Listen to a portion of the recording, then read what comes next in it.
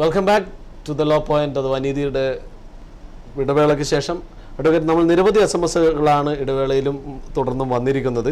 അതിൽ നമ്മൾ ഇപ്പോൾ ചർച്ച ചെയ്യുന്നതുമായി നേരിട്ട് ബന്ധമില്ലെങ്കിലും അതുമായി കണക്ഷനുള്ള ഒരു വിഷയം തന്നെയാണ്. അദ്ദേഹം ചോദിച്ചിരിക്കുന്നത് നാട്ടിലെ നിയമവുമായി ബന്ധപ്പെട്ട ഒരു ചോദ്യമാണ്. ഗാർഹിക പീഡന നിയമം, അങ്ങനെ ഒരു പുതിയ നിയമവും അത് ഒരുപാട് മിസ്യൂസ് ചെയ്യുന്നു എന്ന് അദ്ദേഹത്തിന്, ഈ മെയിൽ അയച്ച വ്യക്തി പേര് വെച്ചിട്ടില്ല, തോന്നിയിട്ടുണ്ട്. അഡ്വക്കേറ്റിൻ്റെ അഭിപ്രായം എന്താണ് ഈ കാര്യത്തിൽ എന്നാണ് അദ്ദേഹം ചോദിച്ചിരിക്കുന്നത്. ഇപ്പോൾ ശരിക്കും പറഞ്ഞു കഴിഞ്ഞാൽ ഇപ്പം നടന്നുകൊണ്ടിരിക്കുന്നത് ശരിക്കും ഈ നിയമത്തെ വെച്ചിട്ട് പുരുഷ വീട് നടന്നുകൊണ്ടിരിക്കുന്ന നാട്ടിൽ, അതാണ് സത്യം.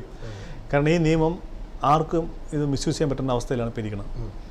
കാരണം ആക്ച്വലി ഇത് സ്ത്രീകൾക്ക് സുരക്ഷിതത്തിന് വേണ്ടി ഉണ്ടാക്കിയെങ്കിലും ഇത് മിസ്യൂസ് ചെയ്യപ്പെടുന്ന കാരണം കോടതി കൺഫ്യൂഷനിലാണ്. കാരണം ഇപ്പോൾ തന്നെ ഉദാഹരണത്തിന് 498 1981 പാസ്സാക്കി. ഇപ്പോൾ അടുത്ത കാലം സുപ്രീം കോടതി കണ്ടെത്തി 95% 498 കേസും വ്യാജ കേസായിരുന്നു. അപ്പോൾ ഇത് സംബന്ധിച്ച് ഹറാസ് ചെയ്യപ്പെട്ടതും പീഡിപ്പിക്കപ്പെട്ട പുരുഷന്മാരുടെ അവസ്ഥ നോക്കി കഴിഞ്ഞാൽ വളരെ പരിതാപകരമാണ്.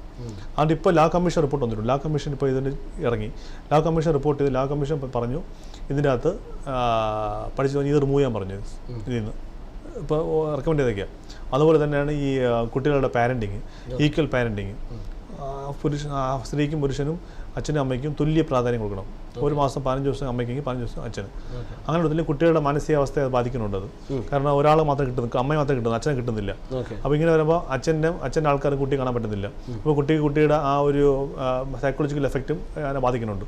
അപ്പോൾ ഇങ്ങനെയുള്ള കാര്യങ്ങൾ നമ്മൾ ഇന്ത്യൻ ജുഡീഷ്യലിൻ്റെ കുഴപ്പമെന്ന് വെച്ച് കഴിഞ്ഞാൽ നമ്മളിതെല്ലാം നടപ്പാക്കി കഴിഞ്ഞ് കുറേ കാലം കഴിയുമ്പോഴായിരിക്കും ഇതിന് ഇമ്പാക്റ്റ് അന്വേഷിച്ചിട്ട് ഇറങ്ങണത്. അതുവരെ കുറേ ആൾക്കാർ ഇതിൽ സഫർ ചെയ്യും, കുറേ വിക്റ്റിമാവും. ഇപ്പോൾ അതാണ് ഇപ്പോൾ ഈ ഡൊമസ്റ്റിക് വയലൻസ് ആക്ടിൽ സംഭവിച്ചുകൊണ്ടിരിക്കുന്നത്. ഇപ്പോൾ ഒരുപാട് വിക്ടിംസിനെ ഡെയിലി ഉണ്ടായിക്കൊണ്ടിരിക്കുക. കാരണം ഇപ്പോൾ ഇപ്പോൾ ഞാൻ ഉൾപ്പെടെയുള്ള വക്കീൽ സമൂഹം നമ്മളൊക്കെ ചെയ്യണമെന്ന് വെച്ച് കഴിഞ്ഞാൽ കേസ് വരുമ്പം നമ്മൾ ശരിക്കും ആരാണോ ആ കേസിലത് വാദി, അല്ലെങ്കിൽ ആരാണോ ആ കേസിനായിട്ട് വരുന്ന സ്ത്രീകളെന്ന് പറയുമ്പോൾ അവർക്ക് അനുകൂലമായ നിയമം നമ്മളുണ്ടോയെന്ന് അവരെ നോക്കും. ഈ നിയമമാണ് നമ്മൾ ഇരിക്കുന്നത്. അപ്പോൾ ഇത് തന്നെ നമ്മൾ ആദ്യം എടുത്ത് പ്രയോഗിക്കും. കാരണം ഇതിൻ്റെ അപ്പർ സൈഡിൽ നിന്നുള്ളത് എഫക്റ്റ് എന്നുള്ളത് ആ എഫക്റ്റ് ചെയ്യുന്ന വ്യക്തിക്കും ആ ലോയറിന് മാത്രമേ അതിൻ്റെ കോൺസിക്വൻസ് മനസ്സിലാകത്തുള്ളൂ. അതുപോലെ തിരിച്ചും. അപ്പോൾ നമ്മൾ ഇൻഡിപെൻഡൻ്റായിട്ട് നമ്മൾ ന്യൂട്രലായിട്ട് ഒരു ഇൻഡിപെൻഡൻറ്റ് വ്യക്തി എന്നുള്ള രീതിയിൽ ജുഡീഷ്യറിക്ക് പുറത്ത് നിന്ന് നമ്മൾ നോക്കുകയാണെങ്കിൽ ഒരിക്കലും നമുക്ക് സപ്പോർട്ട് ചെയ്യാൻ പറ്റത്തില്ല. ഈ ശരിക്കും വിമർശിക്കപ്പെടേണ്ടതായും ഒരുപാട് ശ്രദ്ധ കേന്ദ്രീകരിച്ച് ഗവൺമെൻറ് എത്രയും പെട്ടെന്ന്, പിന്നെ കോടതികൾ വളരെ സൂക്ഷിച്ചാണ് ചെയ്യണത് പല കാര്യങ്ങൾ. പക്ഷേ എന്നാലും കോടതിക്ക് ലിമിറ്റുണ്ട്. പെട്ടെന്ന് ഓർത്തെടുക്കാൻ പറ്റുന്ന ഏതെങ്കിലും ഒരു കേസ് ഡയറി? അതിപ്പോൾ നമ്മൾ രസമായ ഒരു കേസ്, അതായത് ബാംഗ്ലൂരിൽ ഹസ്ബൻഡ് എന്നെ അറിയാണ്, വൈഫ് അവിടെ താമസിക്കുകയാണ്. ഹസ്ബൻഡിൻ്റെ പൈസ കൊണ്ട് പുള്ളി വെച്ച വീട് വൈഫിൽ താമസിക്കുക. വൈഫിൻ്റെ വേറെ ഇല്ലീഗൽ അഫെയർ ഉണ്ട്, വേറൊരു പരാമർ വന്നിട്ട് പോകും വീട്ടിൽ. പക്ഷെ പുള്ളിക്ക് ഇവിടെ ഒന്നും ചെയ്യാൻ പറ്റില്ല. പുള്ളി അറിയണുണ്ട് കാര്യങ്ങൾ. വിളിക്കുമ്പോൾ എന്നെ നെയ്ബേഴ്സും അങ്ങനെ ഇദ്ദേഹം ചോദ്യം ചെയ്യാൻ ചെന്നു. ചിലപ്പം ഇത് വരണ ആരാണ് ഇനി. അപ്പോഴേക്കും അവർ ഇദ്ദേഹത്തിനെതിരെ കൊണ്ട് ഗാർഹിക പീഡന നിയമം വെച്ച് കേസ് കൊടുത്തു.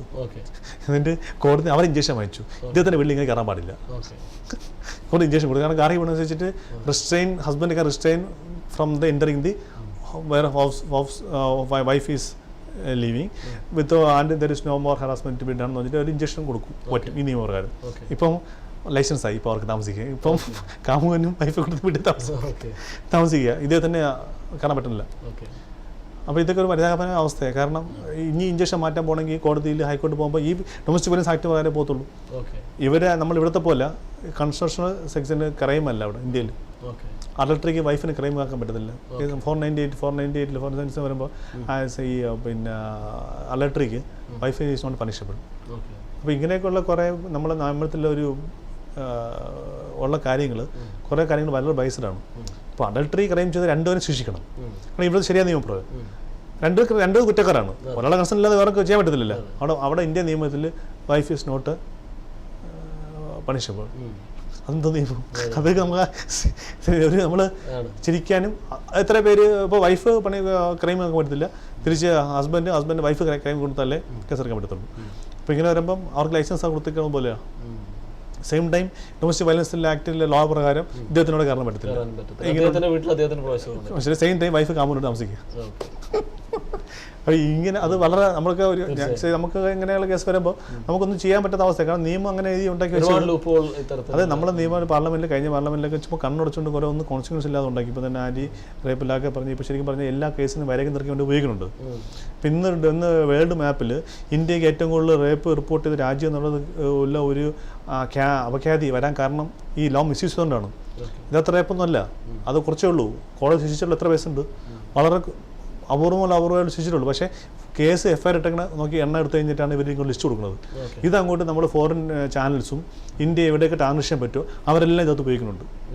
എല്ലാ മാഗസിനിലും India reported this much of rape, India reported this much of India ഒരു റേപ്പ് കൺട്രി എന്ന് പറഞ്ഞ രീതിയിൽ ഇന്ത്യ അങ്ങോട്ട് ഫുൾ ആഴ്ചത്തിരിക്കണം. ഇതിൻ്റെ ലിസ്റ്റ് എടുത്തിട്ടാണ്. ഇതെല്ലാം FIR മാത്രമേ ഉള്ളൂ. ആര് കൊണ്ടുവന്ന് കേസെടുത്താലും കേസെടുക്കും. സ്ത്രീ കൊണ്ടുവന്ന് കേസെടുത്താൽ കേസെടുക്കുന്ന പ്രൊവിഷൻ വെച്ചിട്ടുണ്ടല്ലോ. അപ്പോൾ ഇതിനകത്ത് ഒരുപാട് പേര് ഇതിനകത്ത് വരകം തീർക്കാൻ വേണ്ടി ഉപയോഗിക്കുന്നുണ്ട് സാധനം. കാരണം നമ്മൾ ജുഡീഷ്യലിൽ നിൽക്കുന്നുണ്ട്, ലോയിൽ നിൽക്കുന്നുണ്ട്, നമുക്കറിയാം ഒരു ദിവസം എത്ര കേസാണ് ഫയൽ ചെയ്യണമെന്ന്. അതിൽ 99% കള്ള കേസാണ്. അതിപ്പോൾ സുപ്രീം കോടതി കണ്ടുപിടിച്ചു. ഇപ്പോൾ സുപ്രീം കോടതി പറഞ്ഞു 95% ഓഫ് ഇന്ത്യയിൽ നിന്ന് കള്ള കേസായിരുന്നു. അതിൽ 5% പോലും അതിനകത്ത് സത്യാവസ്ഥ കേസില്ലായിരുന്നു. അതുകൊണ്ട് ഇത് കോടതി ഗവൺമെൻറ് ഒന്ന് റീതിങ്ക് ചെയ്യാൻ നോക്കിയിട്ട് കോടതി ഇവരെ വിട്ടേക്കാം. അതിലേക്ക് വരാം. ഒരു പ്രേക്ഷകൻ നമ്മോടൊപ്പം ചേരുന്നു. ഹലോ, നമസ്കാരം. ഓക്കെ, അഡ്വക്കേറ്റിനോട് ചോദിച്ചോ.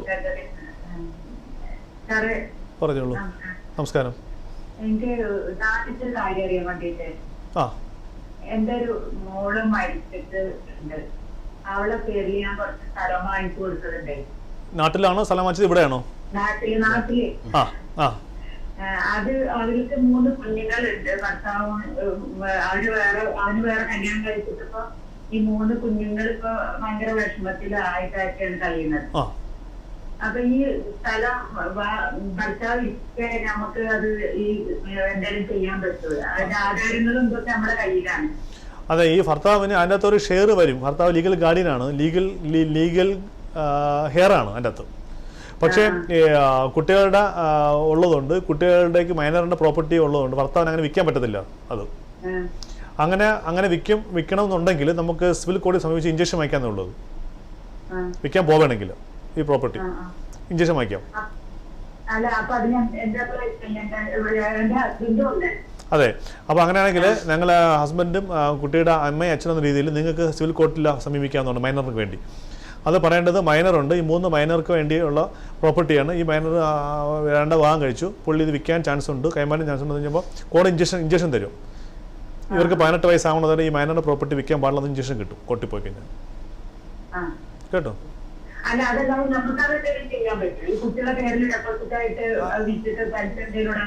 ഇല്ല, മൈനറിന്റെ പ്രോപ്പർട്ടിക്ക് അങ്ങനെ ആർക്കും വിൽക്കാനോ വാങ്ങിക്കാനുള്ള റൈറ്റ് ഇല്ല, ലീഗൽ ഗാർഡിയൻ അല്ലാതെ, ഫാദറിനല്ലാതെ. അപ്പോൾ അത് കോടതിയിൽ ഇഞ്ചക്ഷൻ കിട്ടും മൈനറിന്റെ പ്രോപ്പർട്ടി വിൽക്കാതിരിക്കാൻ വേണ്ടി. പക്ഷേ മൈനറിന്റെ പ്രോപ്പർട്ടി വിൽക്കാനാണെങ്കിൽ അത് ഒരുപാട് ഫോർമാലിറ്റീസ്, അങ്ങനെ ഒരു കോടതി അങ്ങനെ പെട്ടെന്ന് അംഗീകരിക്കത്തില്ല. എന്തിനാ കാര്യം ചോദിക്കും, മൈനറിന്റെ എന്ത് ആവശ്യത്തിനാണെങ്കിൽ വിൽക്കണം ചോദിക്കും. മനസ്സിലായില്ലേ? അപ്പോൾ അതുകൊണ്ട് വിൽക്കുന്നതിനുള്ള പെർമിഷനേക്കാളും നല്ലത് ഈ പ്രോപ്പർട്ടി മൈനറിന് മേജർ ആവണത് വരെ വിൽക്കാതിരിക്കാനുള്ള ഇഞ്ചക്ഷൻ ആക്കുന്നതാണ്. എനിക്കിപ്പോ 2 സംശയമാണുള്ളത്. ഒന്ന്, എന്റെ ഹസ്ബൻഡ് വേറെ കല്യാണം കഴിച്ചിട്ട് പോയി, ഈ കുട്ടിയുടെ ഹസ്ബൻഡ് വേറെ കല്യാണം കഴിച്ചിട്ട് പോയി. ഇപ്പൊ എന്റെ ഹസ്ബൻഡ് അതിൽ വന്നിട്ടുള്ള സത്യമായ എല്ലാതും എടുക്കുന്നാണ്ട് അനുഭവങ്ങളൊക്കെ അവരെടുക്കുന്നാണ്ട് പോവാണ്. അങ്ങനെ എടുക്കാൻ പറ്റത്തില്ല. എന്റെ മോളെ ഫോട്ടോ പതിച്ചിട്ടുള്ള ഇതാണുള്ളത്, ആധാരാണ് ഇപ്പൊ ഉള്ളത്.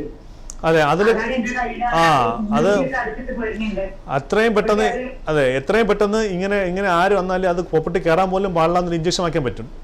Not enter the property. മനസ്സിലായില്ലേ? മൈനറിന്റെ പ്രോപ്പർട്ടീസിൽ എൻ്റർ ചെയ്യാൻ പോലും പ്രവേശനമില്ലാതെ നിങ്ങൾക്ക് കോടതി ഇഞ്ചക്ഷൻ ആക്കാൻ പറ്റും. എത്രയും പെട്ടെന്ന് ചെയ്യണം കേട്ടോ. കോടതിയില്ല, സിവിൽ കോർട്ടിലെ പോലെ ഉണ്ട് തൊട്ടടുത്തുള്ള. കേട്ടോ?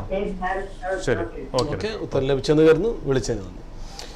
ഓക്കെ, അഡ്വക്കേറ്റ് എന്തായാലും വളരെ വിശദമായി തന്നെയാണ് ഈ കാര്യങ്ങൾ സംസാരിക്കേണ്ടത്. അത് തീരുന്നില്ല. നിരവധി ചോദ്യങ്ങൾ വീണ്ടും വന്ന് കിടപ്പുണ്ട്. തീർച്ചയായും അടുത്ത ആഴ്ച അത് തന്നെ അഡ്വക്കേറ്റിനോട് നിങ്ങൾ അയച്ച ചോദ്യങ്ങൾ ചോദിക്കുന്നതാണ്. അഡ്വക്കേറ്റ് ഉത്തരം നൽകുന്നതായിരിക്കും. അഡ്വക്കേറ്റ് വളരെ നന്ദി. നമ്മൾ വൈൻഡപ്പ് ചെയ്യേണ്ട സമയമായി വരുന്നു. എപ്പോഴും പറയാറുള്ളത് പോലെ എല്ലാ ശനിയാഴ്ചയും 3:30 മുതൽ 4 മണി വരെ നിങ്ങളുടെ നിയമപരമായ സംശയങ്ങൾക്കുള്ള മറുപടിയുമായി അഡ്വക്കേറ്റ് ബിനോയ് ശശി ഉണ്ടാവും. കേരള ഹൈക്കോടതി അഭിഭാഷകനും ദുബായ് ഇന്റർനാഷണൽ ഫിനാൻഷ്യൽ കോർട്ടിൽ പ്രാക്ടീസ് ചെയ്യുന്ന അഡ്വക്കേറ്റ് ബിനോയ് ശശി ഇന്ത്യൻ എംബസിയുടെ കീഴിലുള്ള ഇന്ത്യൻ വർക്കേഴ്സ് റിസോഴ്സ് സെന്ററിന്റെ ലീഗൽ കൗൺസിലർ കൂടിയാണ്. ഒപ്പം ദുബായ് ഗവൺമെന്റിന്റെ ലീഗൽ കൺസൾട്ടൻസി ലൈസൻസ് ഹോൾഡർ കൂടിയാണ്. കൂടാതെ ഇന്ത്യയിലെ ആദ്യത്തെ നിയമ കേന്ദ്രത്തിന്റെയും അന്താരാഷ്ട്ര കംപ്ലയിന്റ് സെന്ററിന്റെയും സ്ഥാപകൻ കൂടിയാണ്. അഡ്വക്കേറ്റിനെ നേരിൽ മൊബൈലിൽ കോൺടാക്ട് ചെയ്യാനായി 050-152-4701 എന്ന നമ്പറിൽ വിളിക്കാവുന്നതാണ്. നമ്പർ ഒരിക്കൽ കൂടി 050-152-4701 എന്ന നമ്പറിൽ വിളിക്കാവുന്നതാണ്. അല്ലെങ്കിൽ മറ്റൊരു ഓപ്ഷൻ ഉള്ളത്, ഗൂഗിളിൽ അഡ്വക്കേറ്റ് ബിനോയ് ശശി എന്ന് സെർച്ച് ചെയ്താൽ അദ്ദേഹത്തിന്റെ സൈറ്റിലേക്ക് നേരിട്ട് പ്രവേശിക്കാൻ സാധിക്കുകയും അദ്ദേഹത്തെ കോൺടാക്ട് ചെയ്യാൻ സാധിക്കുകയും ചെയ്യുന്നതാണ്. അടുത്ത പരിപാടിയിലേക്ക് കടക്കേണ്ട സമയമായതുകൊണ്ട് വൈൻഡപ്പ് ചെയ്യുന്നു. എല്ലാ പ്രേക്ഷകർക്കും നല്ലൊരു ദിവസം നേരുന്നു. നമസ്കാരം.